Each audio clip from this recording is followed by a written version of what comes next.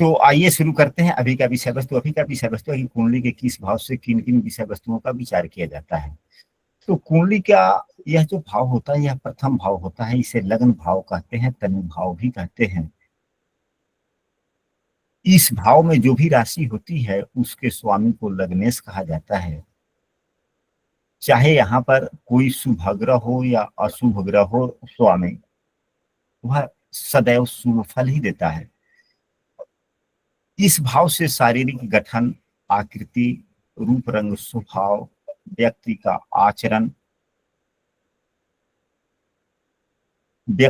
आचरण, बल, स्वास्थ्य, व्यक्तित्व,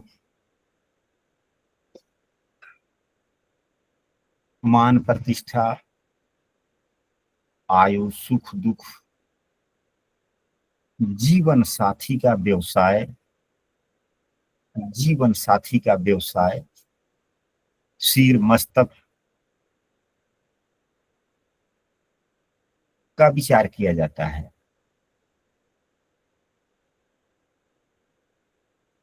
इस भाव से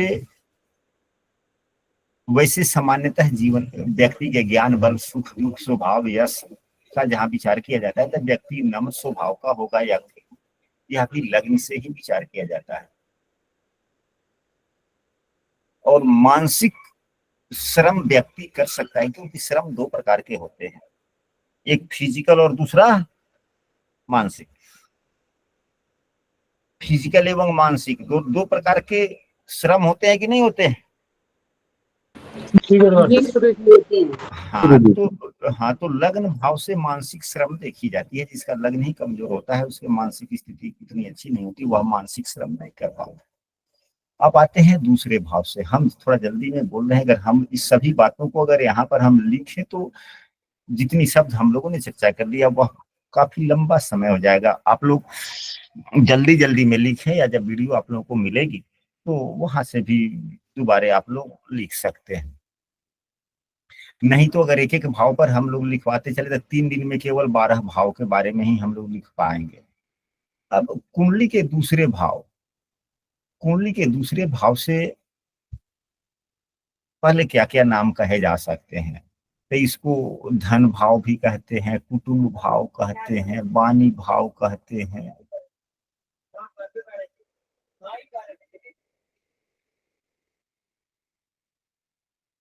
दूसरे भाव से जहां आंख का विचार किया जाता है तो इसे नयन भाव भी कह लेते हैं।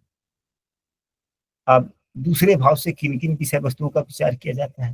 तो दूसरे विषय वस्तु से दूसरे भाव से चल संपत्ति, दूसरे भाव से चल संपत्ति का विचार, यानी कि बैंक का पैसा, यानी ऐसा जो अस्थाई संपत्ति जो नहीं है उसे उसका विचार दूसरे भाव से किया जाता है।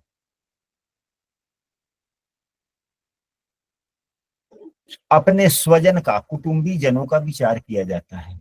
वाणी का दूसरा भाव से वाणी का विचार किया जाता है। हालांकि वाणी के लिए 3 भाव महत्वपूर्ण माने जाते हैं, दूसरा, पांचवा एवं छठा। लेकिन इन तीनों भावों में मजबूत महत्वपूर्ण भाव वाणी के लिए दूसरा ही भाव है। विद्या की निपुणता, यानी कि हमारे पास में जो विद्या होगी, जी पढ़ पाएंगे, उसकी क्वालिटी कैसी होगी, अच्छी आपकी। हमारा क्या विद्या पूरा हो पाएगा, यानी कि विद्या में निपुणता का विचार दूसरे भाव से किया जाता है। हालांकि विद्या के लिए चौथा भाव से भी विचार किया जाता है, 5वें से भी, 9वें से भी एवं 8वें भाव से भी विद्या का विचार किया जाता है। लेकिन प्रमुख रूप से विद्या की निपुणता के लिए दूसरा भाव एवं बुद्धिमता रूपी विद्या के लिए पंचम भाव का विचार किया जाता है।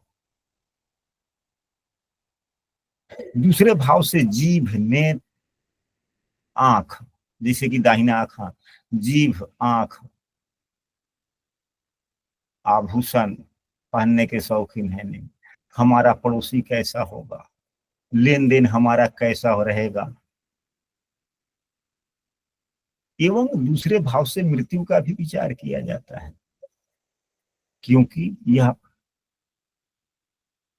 8वें भाव से हालांकि मृत्यु का विचार किया जाता है, तो 8वें से 12वां मार्केश हो गया, यानी कि मृत्यु लाने वाला।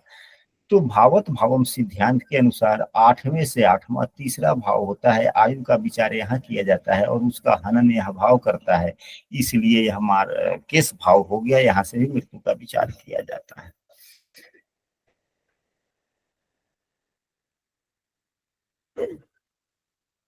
यह बातें हो गई। इसके बाद में हम कैसा भोजन करते हैं, हमारा भोजन क्या आदत क्या होगा, इसका विचार यहाँ से करते हैं। हमारी वाणी सत्य असत्य होगी उसकी, इत्यादि। अब तीसरे भाव से हम लोग किन विषय वस्तुओं का विचार करते हैं, इसे सहज भाव भी कहा जाता है, इसे भराता भाव भी कहा जाता है, सहज भाव एवं भ्राता भाव भी कहा जाता है, पराक्रम भाव कहा जाता है, उत्साह भाव कहा जाता है।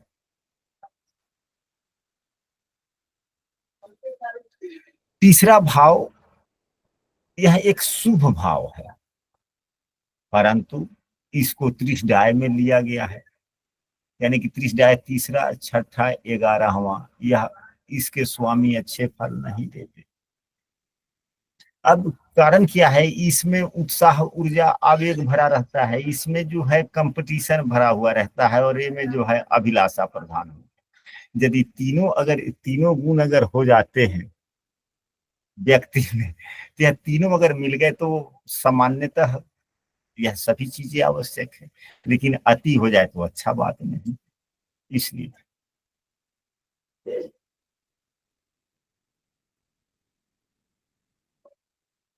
इस तीसरे भाव से हम अपने छोटे भाई बहन का विचार करते हैं, स्वयं की ताकत, धैर्य, क्षमता।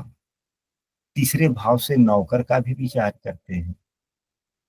यदि तीसरे भाव का स्वामी नीच राशि में हो, तीसरे भाव में कोई नीच का ग्रह बैठा हुआ हो, तो नौकरों से सावधान कर रहना चाहिए।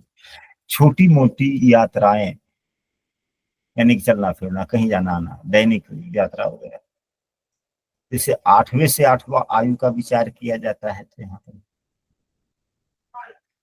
बार चौथे भाव से माता का विचार किया जाता है, तो माता के भाव से 12वां है, तो माता की मृत्यु का भी विचार यहाँ से कर सकते हैं।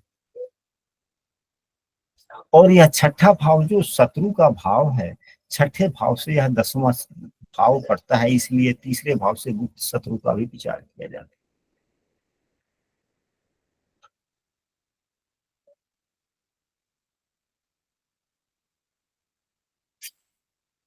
कुछ विषय वस्तु का विचार के लिए जितना हमारा अनुभव बढ़ता चला जाता है, हम लोग उस आधार पर सोचते विचारते चले जाते हैं। तीसरे भाव से साहस की बात हो गई। तीसरे बात से अगर हम स्वप्न विद्या संबंधी हमारे पास में ज्ञान बढ़ सकता है कि नहीं बढ़ सकता है, इसके बारे में महत्वाकांक्षा इत्यादि के विचार। अब आते हैं चौथे भाव पर। चौथे भाव को सुख भाव कहा गया है। चौथे भाव को सुख भाव, माता का भाव, वाहन का भाव इत्यादि, मतलब जिस भाव से जिन जिन विषय वस्तुओं का हम लोग विचार कर सकते हैं, उस नाम से पुकारे जाते हैं।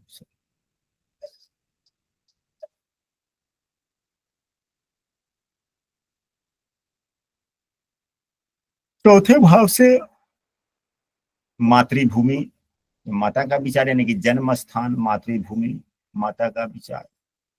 हमारे पास में जमीन जायदाद होगी नहीं होगी, यानी कि जमीन जायदाद, भूमि, हमारा घर कैसा होगा, बनेगा नहीं बनेगा, यानी कि भवन, हमारे बंधु वर्ग, हमारे जीवन में शांति रहेगी या अशांति होगा, वह वाहन सुख।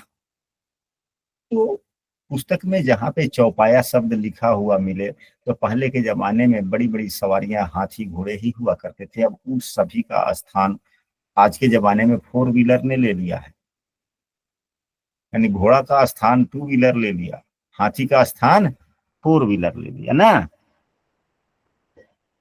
2 व्हीलर को घोड़ा कह सकते हैं कि नहीं कह सकते हैं? और फोर व्हीलर को हाथी कह ले, या नहीं तो फोर व्हीलर को ही हाथी घोड़ा जो कह ले।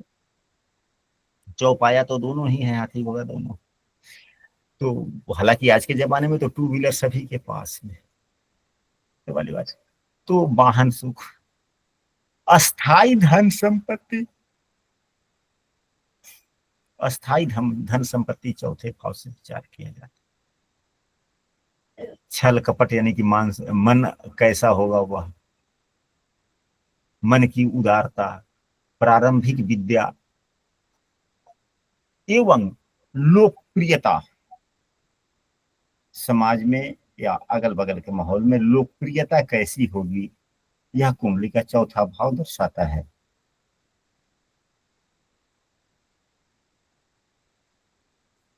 खेती बाड़ी, बाग बगीचा इत्यादि इस चौथे भाव से। हम लोग कल की कक्षा में 5वें भाव से लेकर 12वें भाव तक की चर्चा करेंगे, 5-10 मिनट में यह लगेगा। फिर इसके बाद में कुंडली के कारक ग्रह, मारक ग्रह पर हम लोग चर्चा करेंगे और धीरे धीरे विषय वस्तु हम लोगों का आगे बढ़ता चला जाएगा। आशा करते हैं कि आज की जितनी विषय वस्तु हम लोगों ने चर्चा किया आप लोगों को स्पष्ट रूप से समझ में आया होगा। यदि किसी सदस्य को अगर कोई बात नहीं समझ में आई हो तो वह अपनी बात हैंड राइज कर सकते हैं, अपनी बात रख सकते हैं।